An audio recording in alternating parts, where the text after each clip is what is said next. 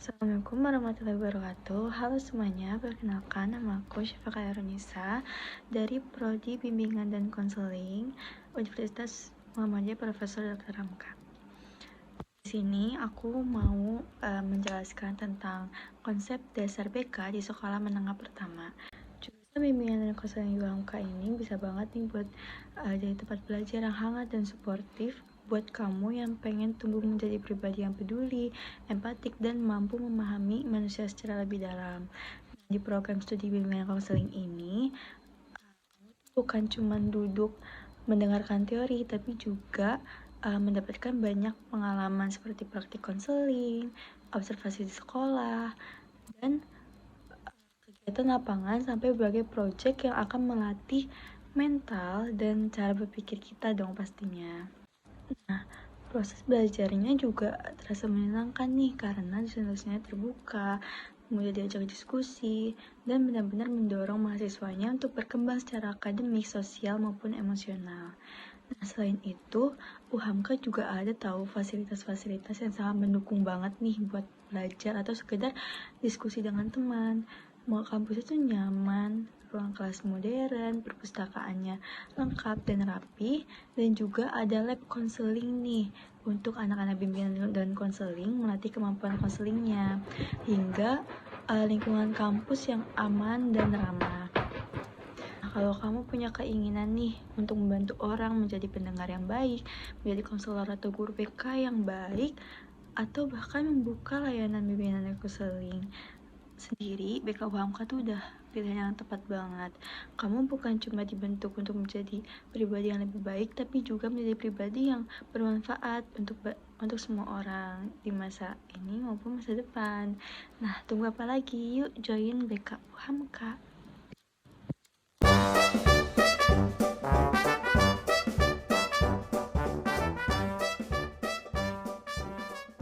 Pembahasan tentang pola dan karakteristik siswa sekolah menengah pertama. Nah, siswa sekolah menengah pertama ini kan umumnya berada pada usia remaja awal, yaitu 12-15 tahun, yang mana fase ini tuh merupakan fase transisi dari kanak-kanak menuju remaja. Nah, kalau secara fisik, karakteristik siswa SMP itu tuh mengalami pubertas yang memunculkan pertumbuhan tinggi badan, bentuk tubuh, dan perubahan hormon yang dapat mempengaruhi kehidupan sehari-hari mereka.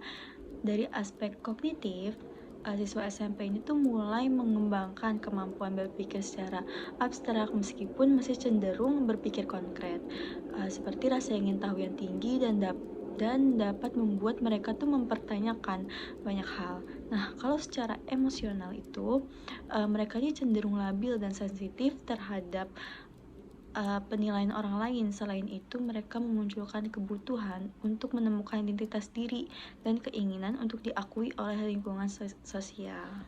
Namun di sisi lain, ada juga perkembangan moral siswa SMP yang mana terbentuknya itu mulai dari kesadaran yang lebih jelas tentang benar dan salah, serta mulai menginternalisasikan nih nilai-nilai moral yang diajarkan di sekolah maupun keluarga. Namun proses tersebut tuh sering dibarengi dengan rasa kebingungan karena adanya perbedaan antara nilai tradisional dan paparan dari media sosial.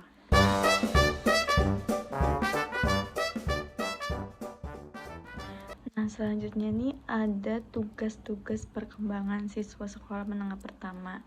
Nah, yang pertama itu mencapai perkembangan diri sebagai remaja yang beriman dan bertakwa kepada Tuhan Yang Maha Esa.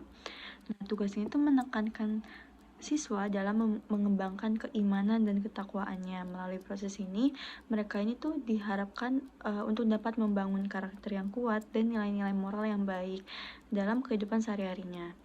Lalu yang kedua ada mempersiapkan diri dengan menerima dan bersikap positif serta dinamis terhadap perubahan fisik dan psikis yang terjadi pada diri sendiri untuk kehidupan yang sehat.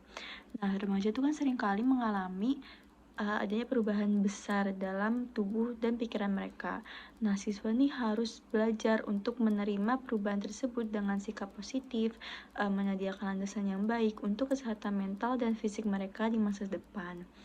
Terus perkembangan siswa sekolah menengah pertama yang ketiga itu ada mencapai pola hubungan yang baik dengan teman sebaya dalam peranannya sebagai pria atau wanita.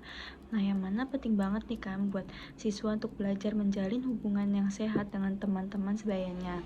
Yang mana ini tuh masuk ke dalam uh, mereka dalam bergaul, bersosialisasi. Nah, melalui interaksi ini tuh mereka akan belajar tentang kerjasama, empati, dan bagaimana berperan sebagai pria atau wanita dalam masyarakat. Lalu yang keempat ada mengenal sistem etika dan nilai-nilai bagi pedoman hidup sebagai pribadi, anggota masyarakat, dan warga negara. Nah, siswa ini perlu banget memahami etika dan nilai-nilai sebagai pedoman bagi perilaku mereka. Nah, pengetahuan itu bisa banget ngebantu mereka buat berperilaku lebih baik sebagai individu dan anggota masyarakat, yang mana berlandaskan pada prinsip kejujuran dan tanggung jawab. Nah, yang terakhir ada mengenal kemampuan, bakat, dan minat serta arahan kecenderungan karir dan apresiasi seni. Nah, mengidentifikasi kemampuan dan bakat diri adalah bagian penting dari perkembangan remaja, perkembangan siswa juga gitu. Jadi siswa ini tuh didorong untuk menjelajahi minat dan meraih pengetahuan tentang bidang yang mereka cintai atau yang mereka sukai gitu ya. Nah, serta memahami berbagai pilihan karir yang tersedia sambil menghargai seni dan kreativitasnya.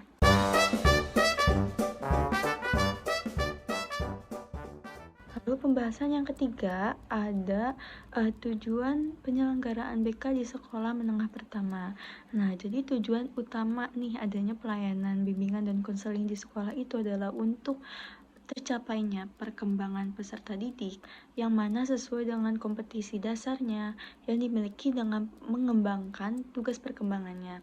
Nah, selain itu ada juga konseling. Nah, konseling ini tuh merupakan bantuan yang diberikan kepada siswa untuk menemukan diri mereka sendiri, mengenal lingkungan, dan merencanakan masa depan dengan tujuan agar siswa mengetahui kekuatan dan kelemahan mereka dan memanfaatkannya dengan positif serta dinamis sebagai sumber dari pengembangan dirinya. Lalu ada bimbingan. Nah, dengan bimbingan dalam mengenal lingkungan ini tujuannya supaya siswa mengenal secara objektif lingkungan mereka yang mencakup pada lingkungan fisik, sosial, dan ekonomi, serta budaya dengan nilai dan norma-norma.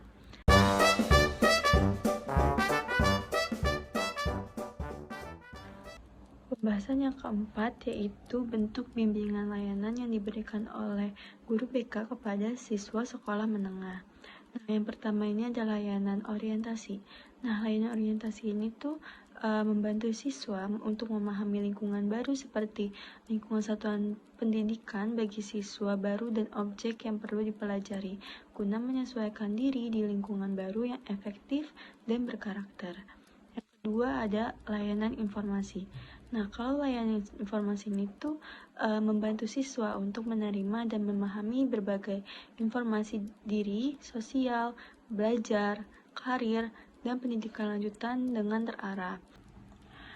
Ketiga ada layanan penempatan dan penyaluran. Nah, layanan penempatan dan penyaluran ini tuh membantu siswa untuk memperoleh penempatan dan penyaluran yang tepat.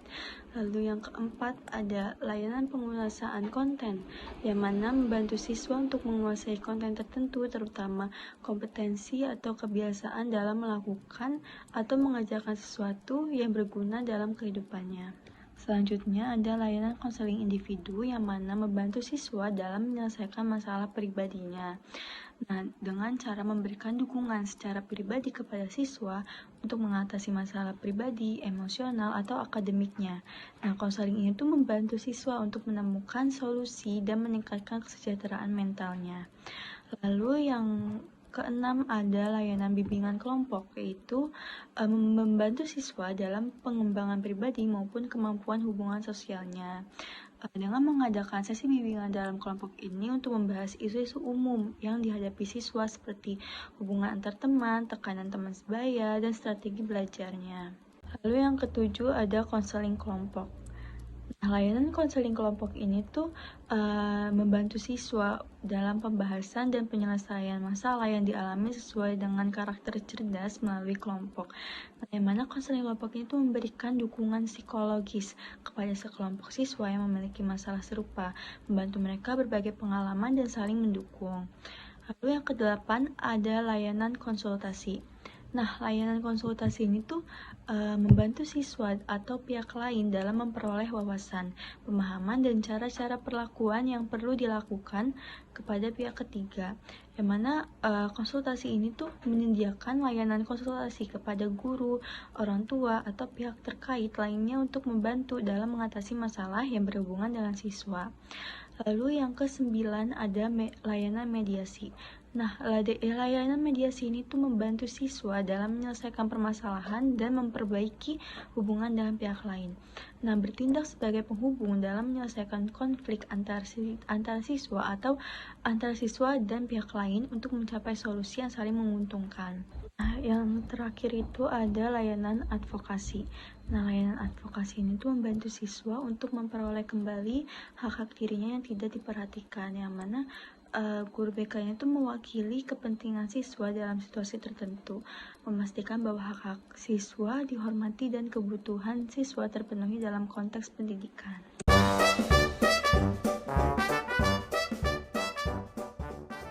Pembahasan yang kelima yaitu peran guru BK.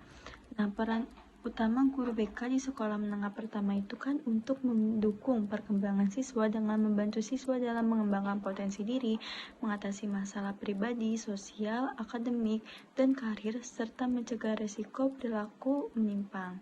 Nah, peran atau tugas dan fungsi utama guru BK di sekolah menengah pertama yaitu yang pertama ada bimbingan akademik. Nah, bimbingan akademik ini membantu siswa dalam perencanaan belajar, pemilihan mata pelajaran, dan mengelola waktu dengan memberikan saran untuk meningkatkan prestasi seperti teknik belajar yang efektif.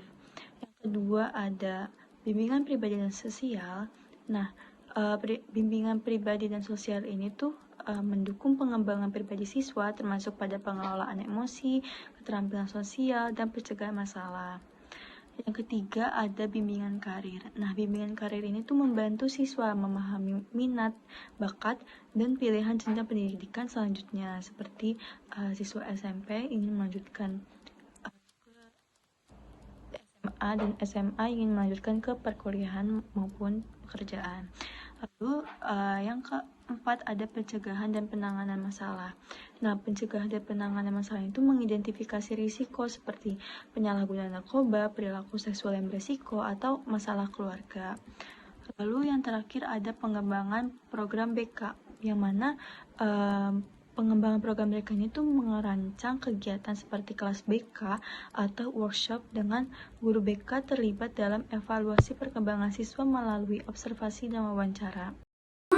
Jangan kau katakan di orang, kau katakan guru, batas terima, kan sudah jam guru. Kira makanya jangan kau main-main. Hari, ada itu kau kira kalau beda bukan? Iya, makanya jangan kau main-main. Gak begitu. Siapa yang jangan begitu? Nanti apa? Kalau kamu mau gigi. Iya, awas marah sekali. Udah kali ini bahas dasar dari itu, Pak.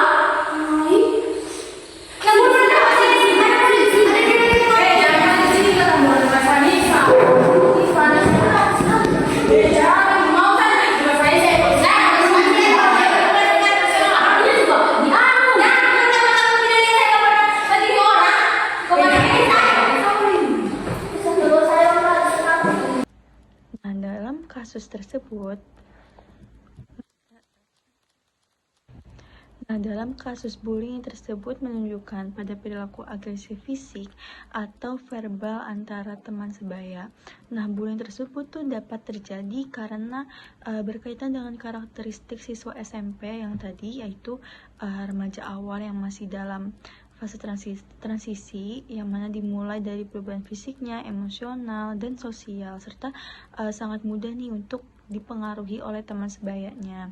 Nah, sehingga mereka tuh sangat sensitif akan status sosial dan pertemanan. Makanya terjadi hal bullying tersebut. Nah, dengan adanya guru BK di sekolah dapat mencegah dan menangani kasus bullying dengan melakukan edukasi anti-bullying agar siswa itu lebih peka terhadap dampak dari tindakan yang mereka lakukan kepada orang lain. Nah, selain itu, dengan adanya kasus ini, guru BK dapat meminta bantuan dengan guru atau orang tua untuk menciptakan budaya sekolah yang aman dan saling menghormati.